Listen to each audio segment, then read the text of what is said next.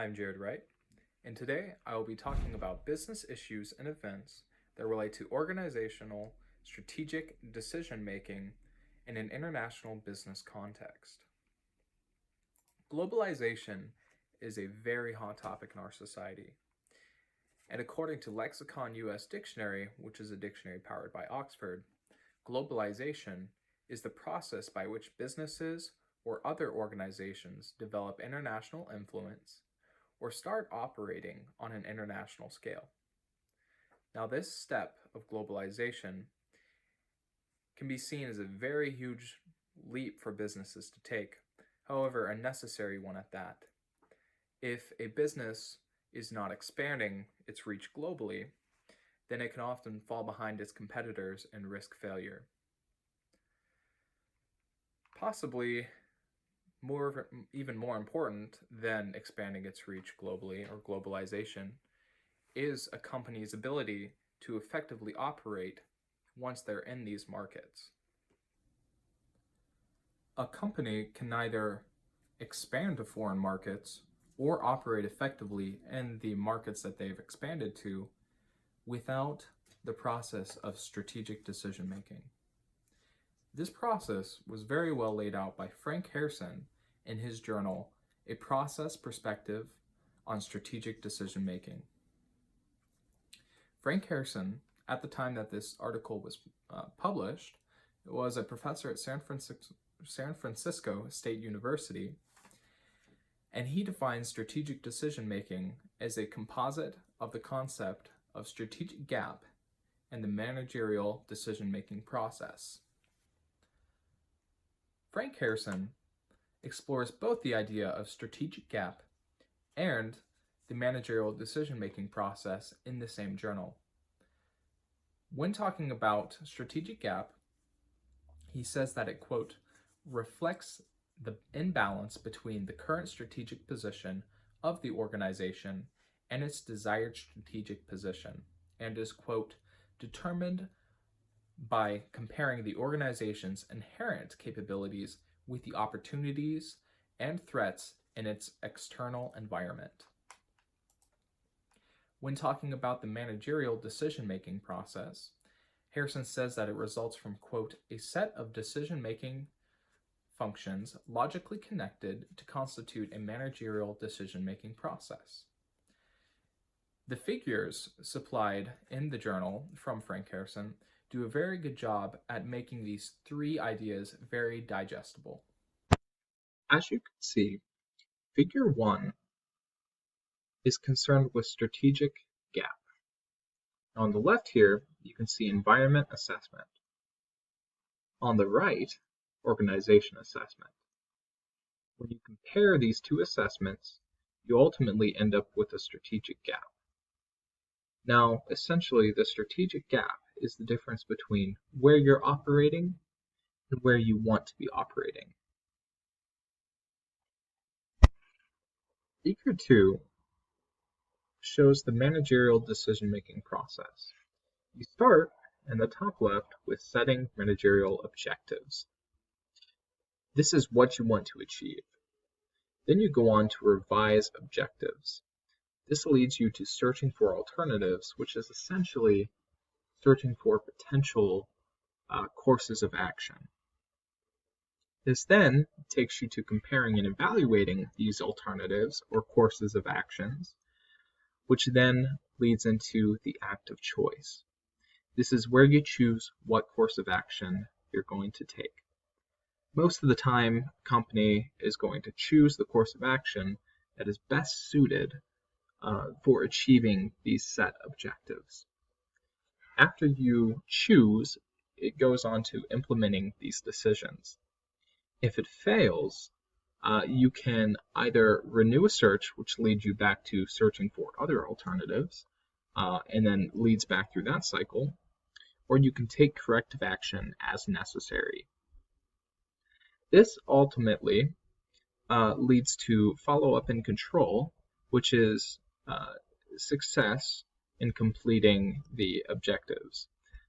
You then go on to repeat the process of selecting new objectives by revising or updating objectives and redoing this entire process.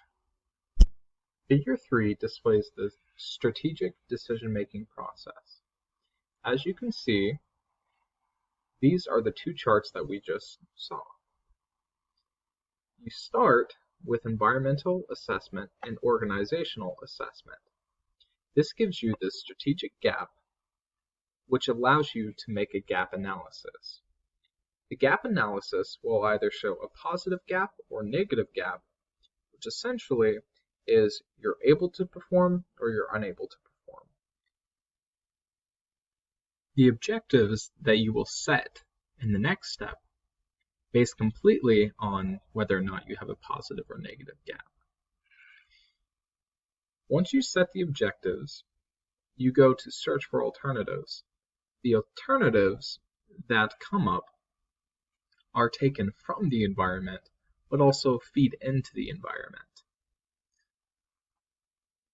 Then you move on to evaluating alternatives, making a choice, and then implementing that choice. Now, the implemented choice can either reset the entire cycle or move on to assess choice. Now, the assessment comes strictly from the environment. It's the environment's reaction to that implemented choice. From there, the company can move on to repeat the cycle of setting or resetting objectives. When applying the strategic decision-making process on an international level, there are many issues and events that can arise in the environment that greatly impact an organization. Referring back to Figure 1, you can see the different factors that influence environment are opportunities, threats, requirements, and responsibilities. Opportunities in foreign markets come across in many forms. To list a few, access to new or cheaper resources, introducing a country to new technology. If a country does not cap market share, the market share that a company is able to have, this could leave a lot of room for expansion, which could be appealing, and lack of regulation could also be seen as an opportunity. Threats in these foreign markets also come in many different forms. To list a few threats, if a country's currency is unstable, this is very threatening to the organization. If the government is liable to seize private property, if a country's economy is unstable, and also the taxing habits of that country, especially in times of recession.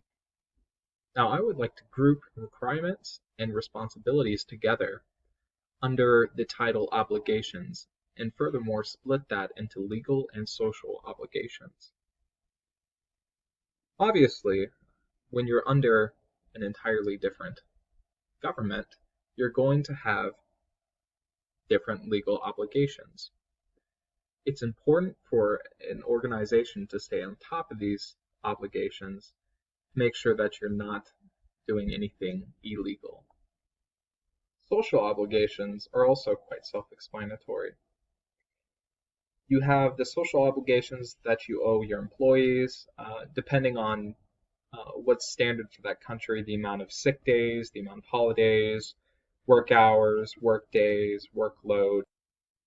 And then you also owe them a certain level of communication. You also have the social obligations that you owe the general public. Possibly around the world, the most common obligation that an organization owes the public is transparency.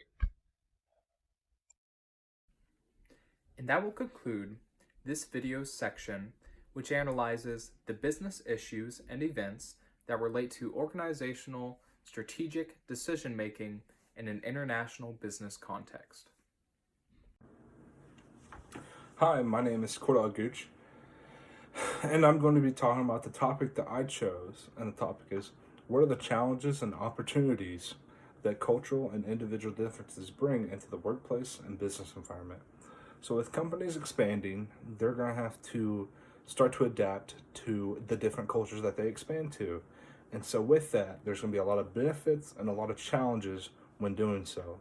And so the first benefit is about having a diverse cultural perspective that can also inspire to make people more creative and be driven to be more innovative. So a lot of businesses will have a lot of issues with certain situations, and with employees having those different cultural perspectives, you're going to have a lot of different opinions on how to fulfill those issues with solutions. And so that's a big key on having different cultural perspectives for those issues. And also, it's going to help each coworker with each other to be more innovative with each other. And number two is being able to know the market knowledge and the insight to make your business more competitive and profitable. So when expanding, you're going to have to be expanding to different areas. That means you're going to be selling your product or service to different environments. So with employees that have been in those environments and maybe grown up in those environments, they're able to help you let you know what are the right things to do and the wrong things to do when providing those products and services to those environments, because that can depend on how competitive you'll be and how much you profit from it.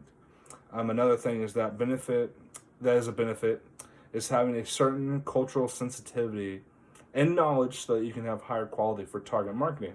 That's going to be tied back to number two, because with having those different cultural perspectives on with those different environments, they're going to help you how to target the right way in that market for that right environment. Another one is being able to draw from a culturally diverse pool allows the organization to attract and retain the best talent. When expanding, you're going to be expanding to different environments. When expanding, you're going to be pulling a lot more employees from different cultures. So with that, when hiring, you're going to be hiring, when hiring, you're going to have a wider range of area to look at, so that you'll have a larger pool to attract more of the right employees for your job that you want to fulfill for your company. And so that's a huge plus. Also, having diverse skills within the company allows the organization to offer a broader and more adaptable range of products and services. That also ties back to, I think, my second benefit, because with bringing in those different employees in from different cultures, they're going to be bringing in a lot of new ideas for you to sell, especially in different environments, and that's going to help a long way with how to sell certain products and services in those different environments. And having diverse teams can produce more productivity and being able to perform better.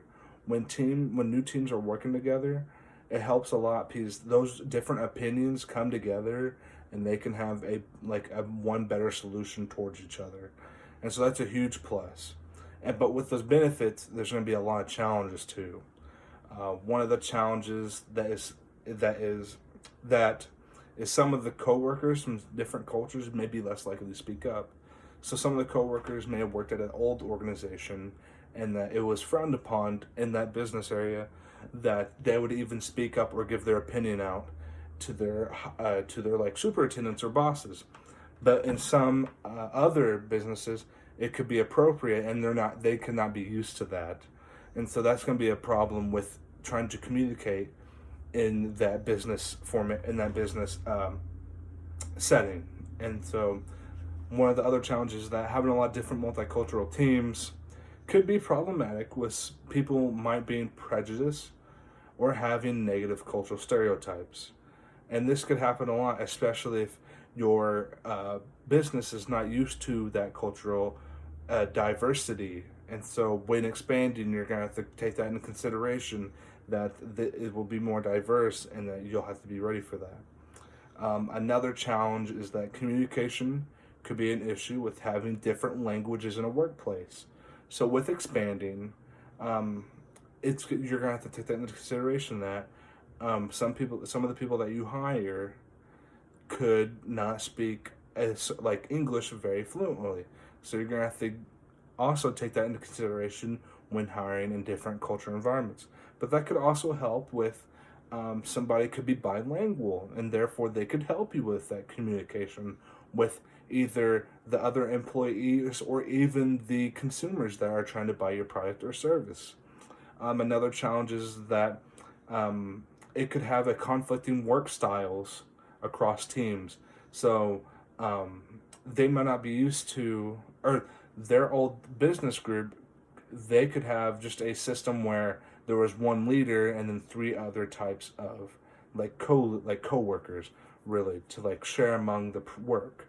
But in the new job that they got hired on, they could split their work evenly and work all together and bring it all in, and they could not be used to that. So that could be a problem. And the other problem is that after about and the last thing is about having different understandings of etiquette. So, for instance, if an employee from Japan doesn't feel like it's appropriate to lead before the manager, and then an employee from Sweden, or that is Swedish, just only used to working like 6 hours a day, they're going to have that conflict at that workplace if they work together. And so that's going to be kind of a huge problem with it, and like that's going to be a challenge when expanding for different cultural diversities. But in my opinion, I feel like cultural diversity in a workplace is a huge plus, because not only is it like different opinions coming together to help your company, but it's also making a better community and having that image that you are not just tied down to one different culture, that you are open to bring in a lot more different cultures. And so that was part of my presentation. I will now hand it over to DJ. Hi, my name is Diane Jones, and now I'll be talking about the need to operate with civility and cooperation in a complex and diverse international business environment. And what this means is knowing information about the business that's outside the U.S. before you go and while you're there. This also means you should look and research the customs and culture so you know what is offensive and not offensive to them. Now, some things that they do that is offensive to you, you can find an alternative to do so you won't feel offended, but also so it won't offend them. And so you both can feel comfortable and you can move on with your business aspect. Now, there's 3 topics I will be talking about. Those 3 topics are communication, workplace etiquette, and organizational hierarchy. Now let's talk about communication. Communication is verbal and nonverbal. Verbal wise, you should know things to say and not to say.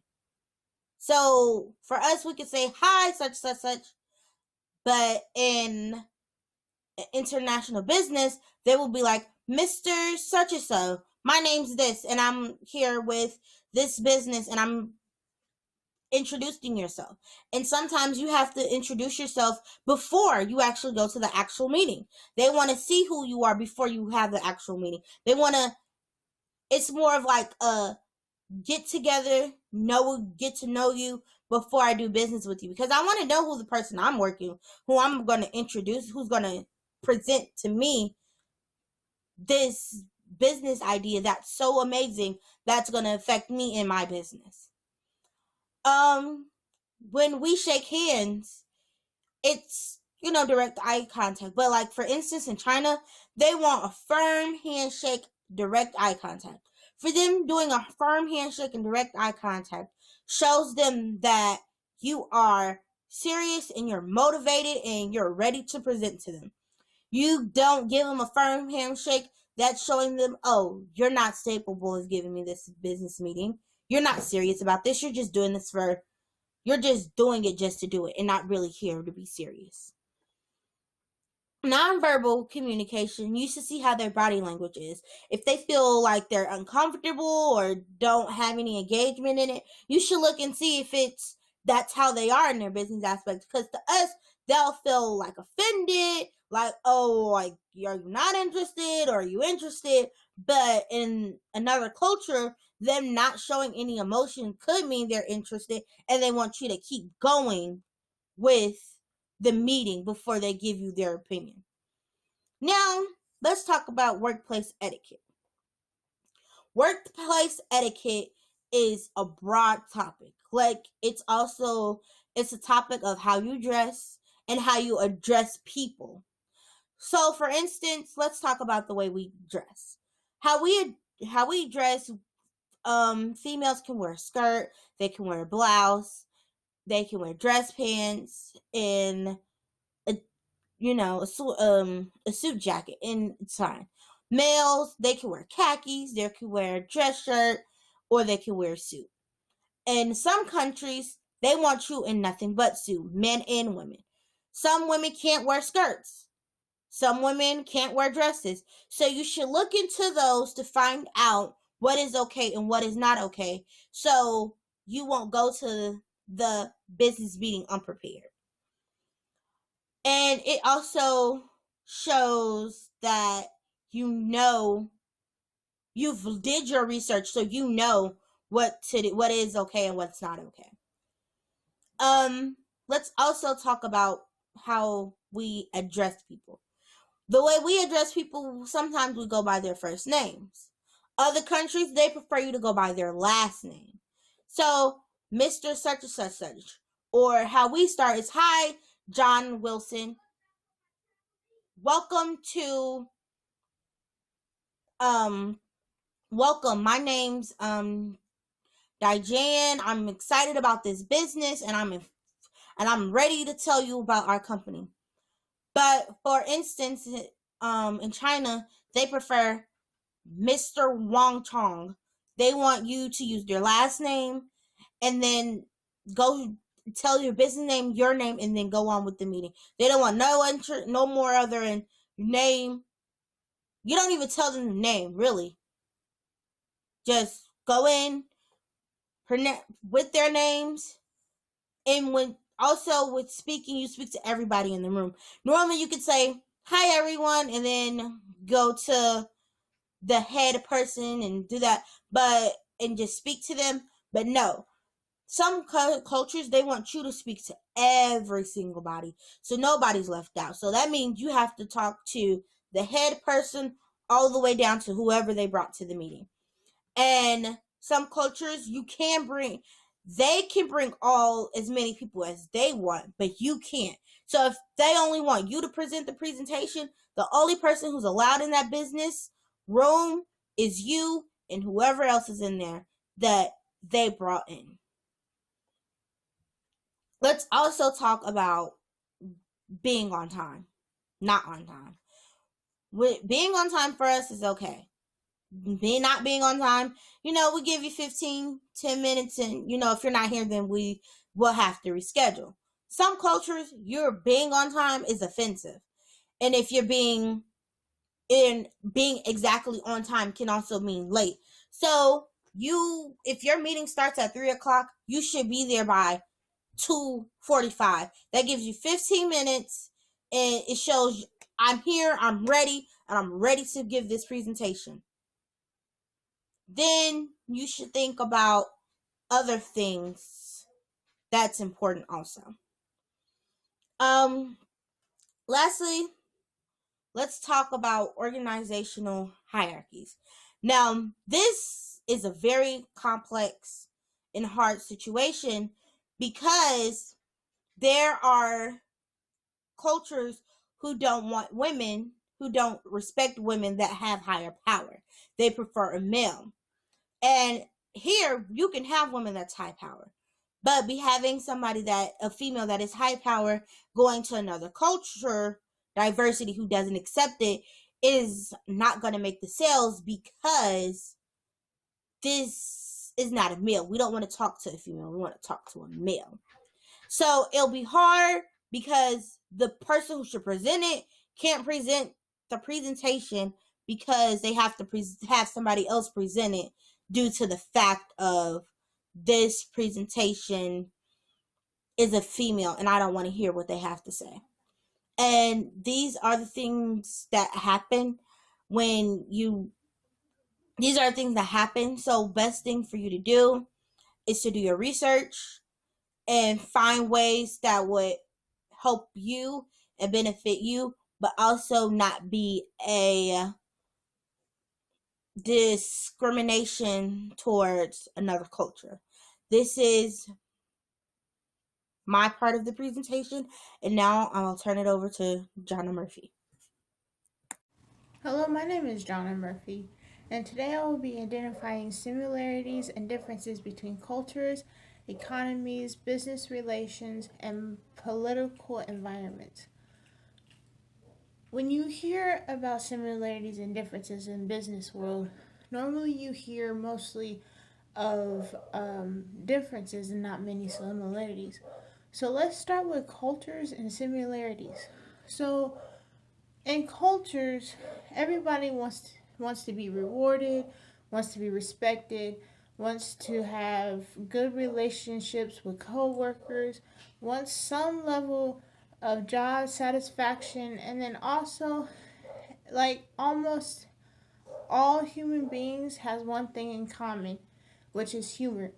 So humor breaks the ice to where people, when they're nervous and they're meeting different cultures, when you have a type of humor that's common ground, it will break the ice so not everybody's so tense. Another thing is everybody wants to solve a problem, whether, like, for instance, Germans or like Finns, they tend to take a more methodological approach to, or a perfectionist approach to solving a problem. Whereas British focus on the creativity of trying to solve the problem. And us Americans wants to find a quick solution to solve the problem. So if we learn to use the strengths of other cultures to work together towards the common goal and put everybody's cultures together, you will come to realize that everybody wants to solve the same goal instead of trying to be separate. On differences, obviously we'll have the backgrounds. Backgrounds will be different because different cultures, living economics, and all that things. Also, strong faith or religious values. Not everybody will have the same religious values. Some may want to meet at 2, but say if they're Muslim or anything, they have certain times that they pray, so they can't work in those certain stipulations to do interviews because they have religious strong values, and you have to be able to work around those. Another difference is like relationships and business. Some cultures are keen on relationships and others aren't. So as like Asian, Latin, or Arabic, they are heavily relationship based, so they want to get to know you and understand you before they start actually going straight towards the business sector. As for British and Americans, we want to go straight to the deal, and we could care less really if we have relationships or not. We want the deal done, and that's all. The next thing that I will be talking about is economics, mostly with the mixed economy, and then also market and demand economy. So let's start with the similarities. So mixed and market economies are base their decisions on the marketplace. So like it's all about the marketplace. Who's doing this marketing? Who's doing that marketing? How can we top their market so we can get ahead of them? With command and mixed economies, the government plays a big role in allocation and distribution of resources. So the government is in charge of handing out resources to the people. And the difference in that sector, in mixed economic, their decisions are made only in the market. So they're not really focused on anything else. All their decision makings are on the market itself, and then the market economy makes their decisions on voting with the dollars. So they find like the best value and making that their priority. With the command, the government controls the economy and decides how to use and distribute the resources. So they are more government state oriented, to where they decide, how we're going to do this for the economy, how we're going to do that for the economy. Now we move on to business regulations. I went towards the technology side. So let's start with the similarities again. So more than 100 out of 183 economies use electronic systems for service ranging from business registration, customer clearance, to court fillings. Also, that provides new opportunities to increase transparency, as well as to facilitate access to information and compliance with regulations. So everybody wants to be able to get their information speedy on time. So technology is the best way. But some economies lack fully developed information technologies infrastructures to receive information essential for complying with regulations and formalities. Just like Sub-Saharan Africa, Middle East, and North Africa, they obtain such information. And to obtain that information that they need, they have to, it requires a meeting with an official. So they don't have the technology to get the resources that they need. So another difference is OECD, which is Organization for Economic Cooperation and Development. So the high income economies, their documentations for trade are accessible online. So not everybody can access through technology because of finances or living situations, or where they live they can't reach to because they don't have the correct technology that they need for gaining that opportunity to get the documentation that they need. So they have to make appointments with officials to get what they need for the exact business or anything that they need. So next, I'm going to talk about political environments. So I decided to go with democracies and authoritarian remedies. So both of them hold elections, and it's dangerous to categorize a nation simply by the moment in time during which they are examined. Because both governments change over time. Now, the differences between Democrats and authoritarian. So Democrats allow the citizens to be involved in the political decisions for the United States or wherever they may be for their living. But authoritative citizens do not have any voice in how they are ruled. So they're more it's like a parent. A parent tells the child to do something, and that's how it's supposed to be. Whereas if you're in school, the teacher tells you, this math equation is how this is done. but there's also multiple ways to go around that. So democracies, they allow the citizens to get involved. They have a voice, and authoritarians, the citizens don't have a voice. Another thing is citizens are subjects who must obey an authoritarian government. But in Democrats, the citizens are participants in the government decisions. So that plays a big role in our society, because in the U.S.